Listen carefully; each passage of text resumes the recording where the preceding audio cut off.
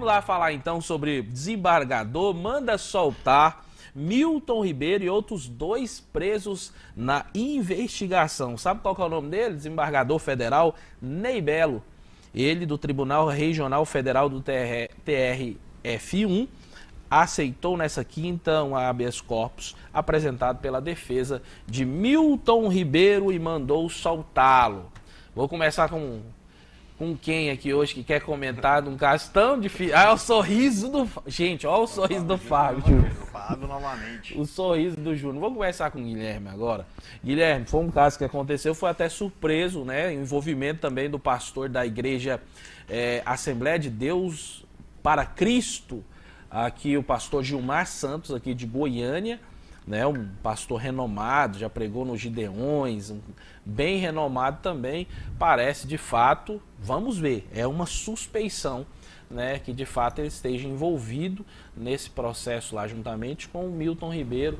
Mas qual que é a sua análise com isso? Acaba prejudicando o presidente Bolsonaro? Prejudicando os evangélicos? Como que você analisa? Então, eu como cristão, eu analiso o seguinte. Eu queria até citar uma frase aqui de um grande pregador, que é Charles Spurgeon, que ele diz o seguinte: só os tolos acreditam que política e religião não se discutem. Por isso os ladrões permanecem no poder e os falsos profetas continuam a pregar. Eu acho que é necessário que tenham homens que queiram o bem comum, o bem do próximo na política, né? Se os bons se abstêm, né, de conversar e de se envolver com o político, nós vamos sempre ser governados pelos maus. Então, creio eu que quando se tem a ideia de que política e religião não se misturam, quem criou essa ideia, né, quem propagou essa ideia, quis, na verdade, evitar com que a influência política se envolvesse dentro dos templos religiosos, né, dentro das religiões, de alguma forma usando das vulnerabilidades das pessoas para poder se beneficiar de algum sentido. Mas eu creio que tem que ter homens e mulheres de Deus, sim, nos cargos públicos, para expressar Cristo e o pensamento e o sentimento e o coração de Cristo dentro do serviço público, né? Porque ser cristão nada mais é do que servir. E aí, entrando dentro desse caso específico que aconteceu, eu tenho 2 opiniões. Acho que deve ser investigado, sim. Acho que, se tiver culpado, tem que ser punido da forma correta, sim. Né? Não tenho nenhum interesse de defender quem está errado, porque a verdade é uma só, né?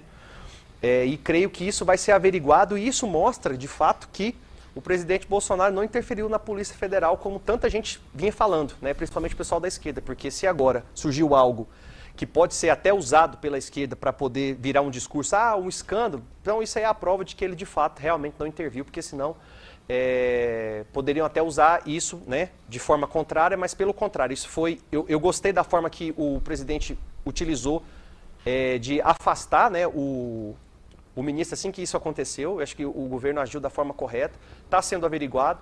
Se forem culpados, eles com certeza vão responder por isso.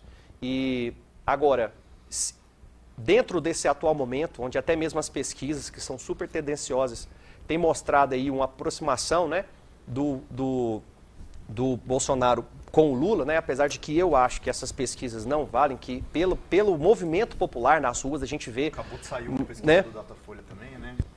Assim, até as próprias pesquisas que são contra, né, que lá em 2018 colocavam o Bolsonaro perdendo em todos os cenários, essas próprias pesquisas já estão reconhecendo que o Bolsonaro se aproxima do Lula. Então, aparecer, né, um escândalo agora é muito propício, né, é muito bem-vindo para ir para a esquerda.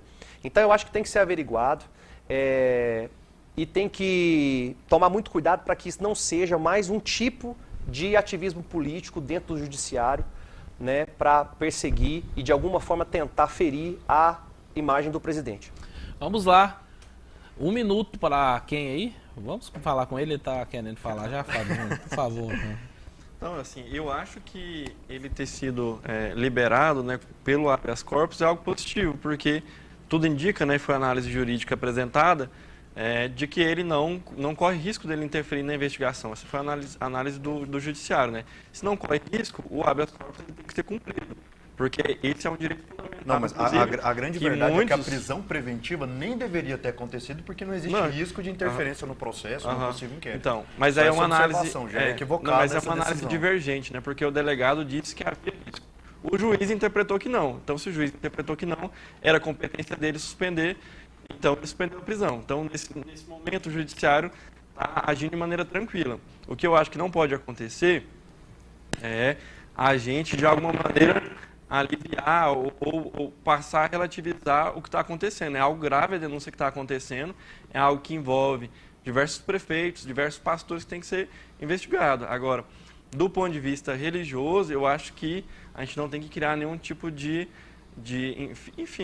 comparação só porque é de religião A ou B. Eu particularmente sou católico, sou crismado, não acho que a religião é algo determinante nessa questão. Agora, o Bolsonaro realmente ele entra numa sinuca de bico, né? Porque ele, há poucos meses atrás, dizia que botava a cara no fogo, né? Por conta desse ministro que foi acusado, e o ministro está aí sob diversas acusações. Espero que ele seja inocentado, mas se ele realmente for preso e condenado, vai ser algo problemático para o presidente, e eu concordo com a análise do meu companheiro aqui, que isso nas vésperas das eleições vai ser algo terrível para ele. Mas você continua colocando a mão no fogo pelo Lula? Porque você estava num partido tranquilo, né? Sem envolvimento com os partidos do presidente da República e ex-presidente. Hoje você foi pro partido dos trabalhadores. Então, tipo, tudo que de fato foi acusado o Lula, você tipo abonou e falou, eu vou para lá porque eu acredito. Sim, porque como o judiciário próprio analisou, né? Não, mas sabemos que 20 juízes validaram a sentença ali do juiz em todos os processos, você ainda... Primeira, segunda instância. Não, são mais de 20 juízes. Como o forte, isso é delegado forte. disse que o cara cometeu crimes e o juiz logo em seguida soltou ele. Então, assim, não dá para se basear na opinião de uns e desconsiderar os outros Mas como 20? superiores. 20? Mas lembrando que... Não, mas tem diversos juízes, né? Diversos delegados se manifestaram em Juro. prol do Lula, dizendo que ele estava sendo vítima de perseguição. Mas a questão é que o Lula, ele não foi inocentado. Foi Não foi anulado. julgado o mérito no fato, mas Perfeito. foi uma situação processual, em um perfeito. embargo de declaração, onde anularam, né, e colocaram como incompetente o Moro, sendo que esse processo passou na mão de colegiados, né? Ele não foi inocentado, assim como ele não foi culpado, uma vez que o processo foi suspenso. Não. Pro Lula de novo. Ele já tá voltando que ele não foi culpado. Do pastor e do ministro. Ô, Jamie, Vamos lá pro com ministro. relação... Não, volta. 30 segundos, vocês Ô, dois Jamie, aí que já não, com acabou. relação... Eu Vai, queria só comentar, eu vou só biblicamente, né? As pessoas têm mania de achar que os líderes religiosos são santos, né? Romanos fala, a carta aos Romanos fala, porque todos pecaram e destituídos estão da glória de Deus. Então não existe santos. Todos envolve todo mundo, os líderes religiosos, cantor, todo mundo. E 1 Timóteo 3 fala justamente as qualidades de um líder religioso. Ele tem que ser irrepreensível, ou seja, ele tem que agir de modo com que ninguém tenha nada a falar contra ele. E ele não pode ter amor ao dinheiro. O pastor Gilmar Santos, eu queria que fosse o Gilmar Mendes preso. Mas Gilmar Santos, ele foi irrepreensível por quê? Porque ele deixou alguma brecha em alguma coisa, busca por dinheiro, busca por poder. Então, as qualidades, está aqui, ó, de um líder religioso, tá? Quem quiser pesquisar, 1 Timóteo 3, só pesquisar. Está lá as qualidades que deve ter um bispo, um pastor, um líder religioso. Irrepreensível, fiel à sua esposa, ele tem que conduzir a casa bem, porque se não conseguir conduzir a casa bem, os filhos não conseguem conduzir a igreja dele. Ele não pode ter apego a dinheiro de forma alguma. Não pode ser dado a vinho forte, ou seja, não pode beber, ficar embriagado, tem que ser sóbrio, tem que ser uma pessoa sóbria. Então as pessoas esquecem disso. Ah, o pastor é bonito, canta bonito, toca lá na frente, pega fogo na igreja, é bom. Não, o pastor tem que ter essas qualidades, senão não é um bom pastor.